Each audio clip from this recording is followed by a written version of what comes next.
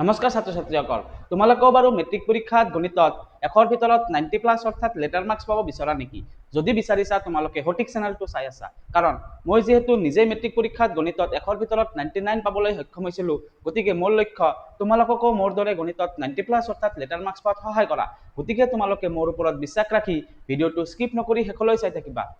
এতিয়া আমি অনুশীলনী 3.2 কুৱেশ্যন নম্বৰ 5 আলোচনা কৰিম। চাবা কুৱেশ্যনত কি দিয়া আছে, তলত উল্লেখ কৰা দুটা চলকযুক্ত ৰৈখিক সমীকৰণৰ জোঁটটো বিবেচনা কৰা। এতিয়া বিকল্পবোৰৰ পৰা শুদ্ধটো বাছি লোৱা। 2x = y আৰু -5x + 2y - 3 = 0। তাৰ মানে তলত আমাক দুটা কি দিয়া আছে, ৰৈখিক সমীকৰণ দিয়া আছে। গতিকে ৰৈখিক সমীকৰণৰ পৰা তলত কিছুমান অপচন দিয়া আছে, গতিকে অপচনৰ পৰা আমাক শুদ্ধ উত্তৰটো বাছি ল'ব দিছে। অৰ্থাৎ এইটো হৈছে এটা কি এমচিকিউ টাইপ কুৱেশ্যন। গতিকে মেট্ৰিক পৰীক্ষা তোমালোকৰ 45 মাৰ্কছৰ আহে। গতিকে এইটো মেট্ৰিক পৰীক্ষাৰ কাৰণে এইবিলাক কুৱেশ্যন তোমালোকৰ কাৰণে অতি গুৰুত্বপূৰ্ণ অৰ্থাৎ ইম্পৰ্টেন্ট কুৱেশ্যন। গতিকে আমি প্ৰথমতে এইটো সলভ কৰিবলৈ চেষ্টা কৰিম। চাবা এতিয়া আমাক দুটা সমীকৰণ দিয়া আছে। দুটা সমীকৰণ কি কি দিয়া আছে? প্ৰথম সমীকৰণটো দিয়া আছে 2x = y, আন এটা সমীকৰণ কি দিয়া আছে -5x + 2y - 3 = 0। গতিকে এইবিলাক মই সাইডত লিখিছো, কাৰণ এই কুৱেশ্যনসমূহ সলভ কৰোঁতে কি হ'ব, আমাৰ কিছুমান কনচেপ্টৰ প্ৰয়োজন হ'ব আৰু সেই কনচেপ্টসমূহ কি আছে সাইডত লিখা আছে। গতিকে তোমালোকক মই বুজাই দিম কেনেকৈ কি কনচেপ্ট আহিল। তোমালোকে অলপ মনোযোগেৰে ক্লাছটো চাবা। প্ৰথমতে দুটা সমীকৰণ দি আছে, দুটা সমীকৰণ লিখিলো। গতিকে ৰৈখিক সমীকৰণৰ আমাৰ ষ্টেণ্ডাৰ্ড ফৰ্ম কি, ax + by + c = 0। গতিকে সমান সমান শূন্য থাকিব লাগে, কিন্তু ইয়াতে সমান সমান শূন্য আছে, এইটো কোনো কথা নাই। কিন্তু ইয়াতে সমান সমান শূন্য নাই, গতিকে এইটো আমি প্ৰথমতে সমান সমান শূন্য বনাই ল'ম। বুজি পাইছা? ষ্টেণ্ডাৰ্ড ফৰ্মত লৈ ল'ম। গতিকে এইটো কি হ'ব, 2x + y আছে, ইয়াতে একো y ৰ আগত একো নাই মানে কি আছে প্লাছ, গতিকে প্লাছ y ইফালে গুচি গ'লে -y হৈ যাব, আৰু ইফালে কি থাকিব, একো নাই মানে শূন্য থাকিল। হ'ল তাৰ মানে এইটো ফৰ্মত ললো আৰু এইটো ফৰ্মত আছে, শূন্য ফৰ্মত আছে সমান সমানৰ পিছত। গতিকে এইটো আমাৰ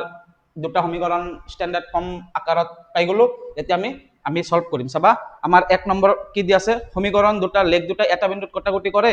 সমীকৰণ দুটা লেখ দুটা পৰস্পৰ সমান্তৰাল, সমীকৰণৰ লেখ দুটা মিলি যায়, সমীকৰণৰ দুটাত এটা অদ্বিতীয় সমাধান আছে। গতিকে যিবিলাক কন্ডিশন দি আছে, চাৰিটা কন্ডিশন দি আছে, গতিকে সেই কন্ডিশন বিলাক তোমালোকে কেনেকৈ গম পাবা কোনটো শুদ্ধ কোনটো শুদ্ধ? তোমালোকে এই তিনিটা কন্ডিশন গম পালেহে এই চাৰিটাৰ উত্তৰ তোমালোকে কৰিব পাৰিবা, কোনটো শুদ্ধ কোনটো শুদ্ধ। গতিকে প্ৰথম কন্ডিশনটো হৈছে a1/a2 ≠ b1/b2। গতিকে এইটো কন্ডিশন হলে কি হয়, অদ্বিতীয় সমাধান থাকে, সংগত হয়, দুডাল ৰেখাই কি হয়, এটা বিন্দুত কটাকটি কৰে। তাৰ মানে দুডাল ৰেখাই কি হয়, এটা বিন্দুত কটাকটি কৰে। হ'ল তাৰপিছত a1/a2 = b1/b2 = c1/c2 হলে কি হয়, অসীম সংখ্যক সমাধান থাকে, সংগত হয় আৰু মিলি যায়। গতিকে দুডাল ৰেখাই কি হয়, দুডাল ৰেখাই এটা আনটোৰ ভিতৰত থাকে, অৰ্থাৎ মিলি যায়। হ'ল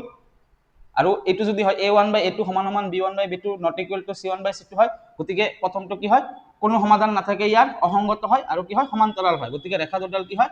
সমান্তৰাল হয়। হ'ল আৰু প্ৰথমটো আছিল দুডাল ৰেখাই কি হয়, এটা বিন্দুত কটাকটি কৰে, অৰ্থাৎ অদ্বিতীয় সমাধান থাকে। গতিকে এইকেইটা শৰ্ত তোমালোকে মনত ৰাখিবা, কন্ডিশন মনত ৰাখিবা। এতিয়া আমি সলভ কৰিবলৈ চেষ্টা কৰিম। চাবা প্ৰথমতে আমি কি কৰিম, a1/a2 b1/b2 c1/c2 ওলাম। চাবা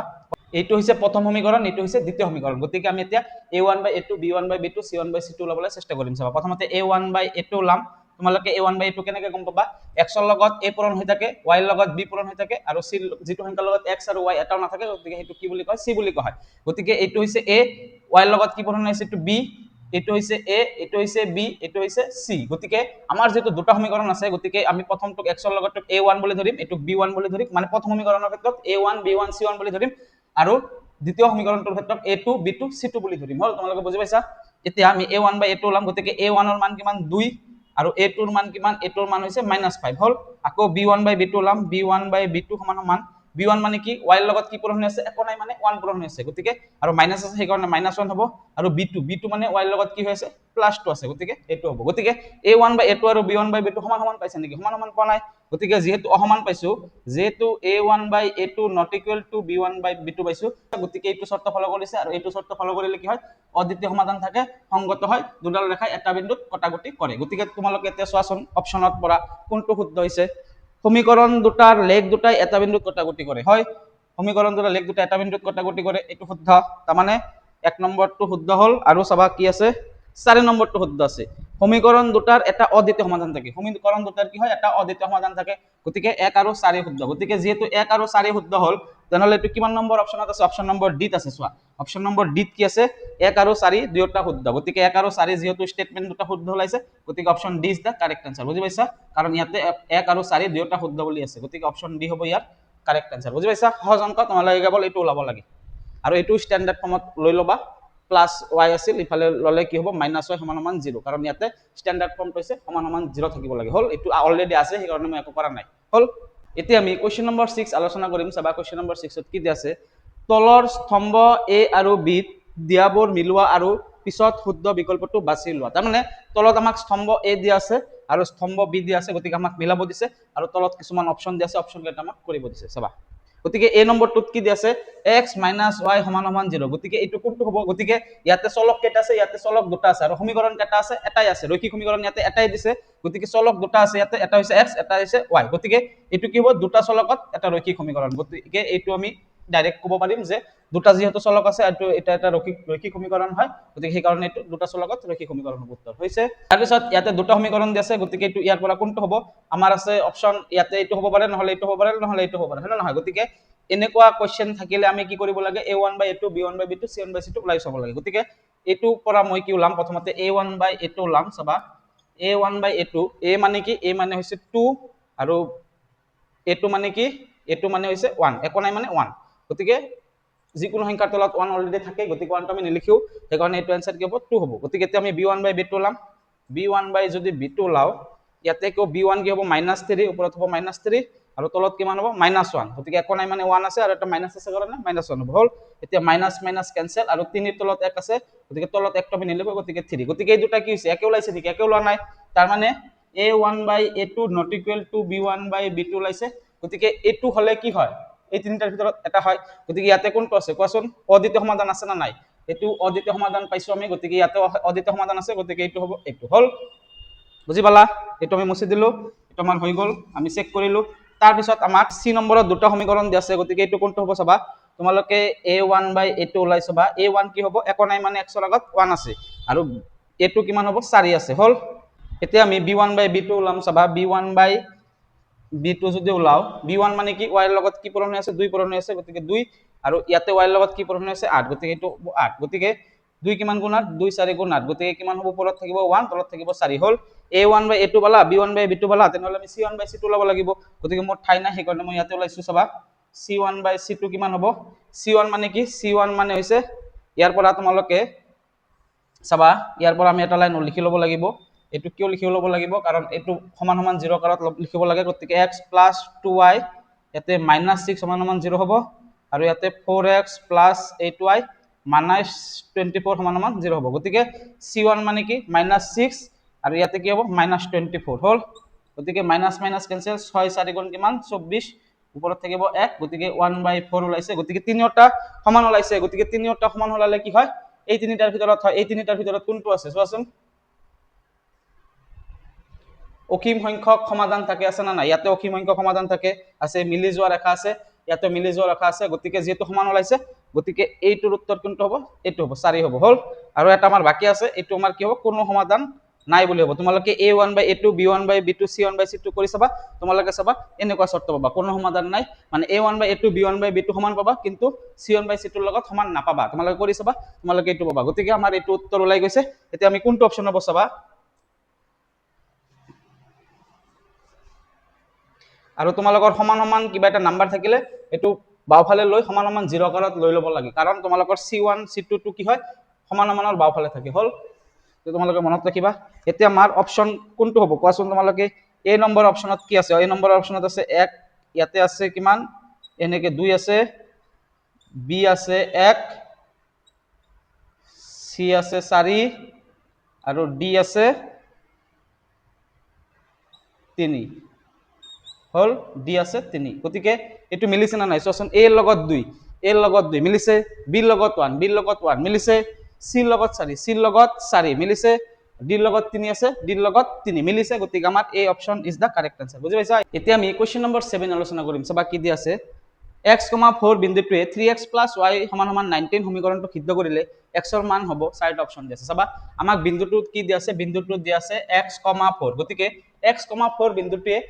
কি সমীকৰণটো সিদ্ধ কৰে 3x + y সমান সমান 19 এই সমীকৰণটো সিদ্ধ কৰে আমাক ওলাব দিছে কি x ৰ মান কিমান বুলি ওলাব দিছে গতিকে আমি ওলাম আমাক কাৰেক্ট অপচন দি আছে গতিকে এই বিন্দুটোৰ পৰা তোমালোকে কি বুজি পাইছা এটো হৈছে x এটো হৈছে y তাৰ মানে আমি যেতিয়া স্থানাংক বিন্দু লিখো তেনেহলে প্ৰথমটোক x এনেকে লিখো আৰু পিছৰটো কি হয় y হয় গতিকে এটো হৈছে x এটো y গতিকে x ইয়াতে কিমান হ'ব x ইয়াতে x হ'ব আৰু y সমান সমান কিমান হ'ব y সমান সমান 4 হ'ব তাৰ মানে ইয়াৰ পৰা কি বুজি পালো x সমান সমান x আৰু y সমান সমান কিমান হ'ব 4 কাৰণ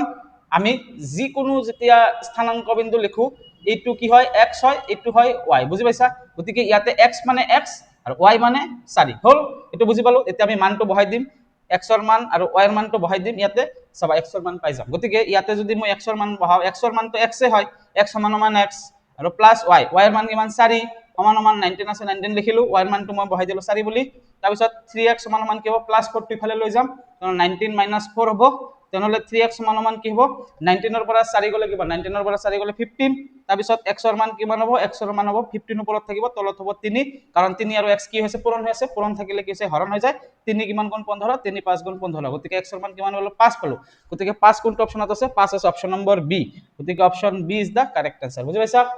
এতিয়া আমি কোৱেশ্চন নম্বৰ 8 আলোচনা কৰিম চাবা কি দি আছে দুটা সমীকৰণ 2x 4y = 10 আৰু kx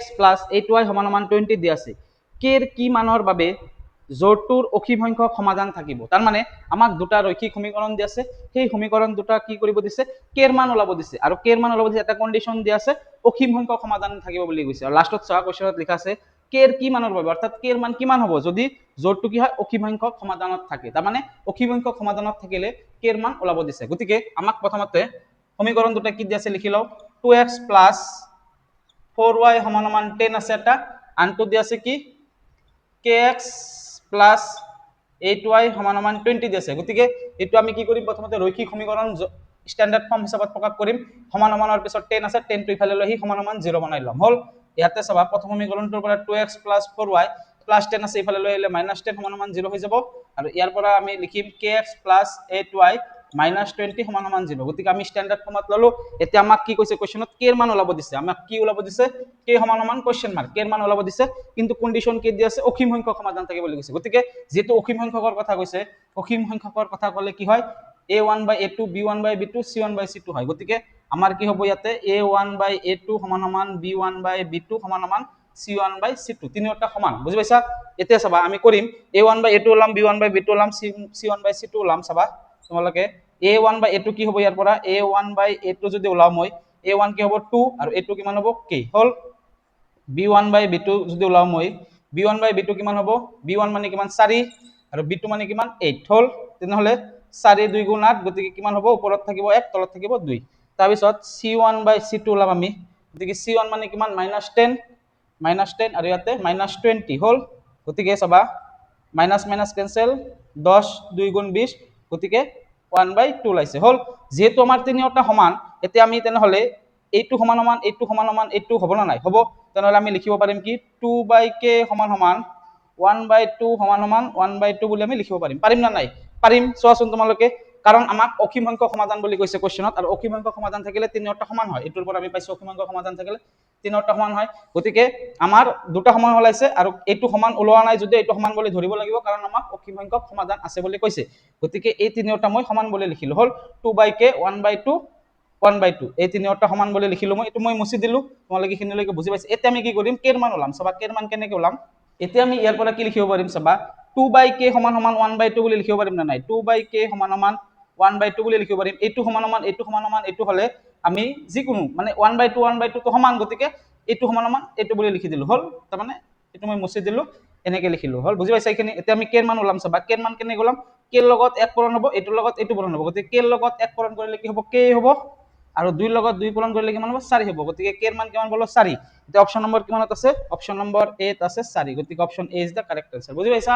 সহজ অংক যদি ভিডিওটোৰ পৰা অলপ হলে উপকৃত হোৱা বুলি ভাবিছা তেনেহলে ভিডিওটো বন্ধু বান্ধৱীৰ সৈতে যিমান পাৰা শেয়াৰ কৰি দিবা আৰু ভিডিওটো ভাল লাগিলে এটা লাইক কৰি দিবা আৰু চেনেলটো যদি এতিয়ালৈকে সাবস্ক্ৰাইব কৰা নাই চেনেলটো সাবস্ক্ৰাইব কৰি কাষতে থকা বেল আইকনটো প্ৰেছ কৰি দিবা যাতে নতুন ভিডিও আপলোড হলে সৰ্বপ্ৰথমে নটিফিকেশন পাই যোৱা ধন্যবাদ পুনৰ লগ পাম আগন্তুক ভিডিও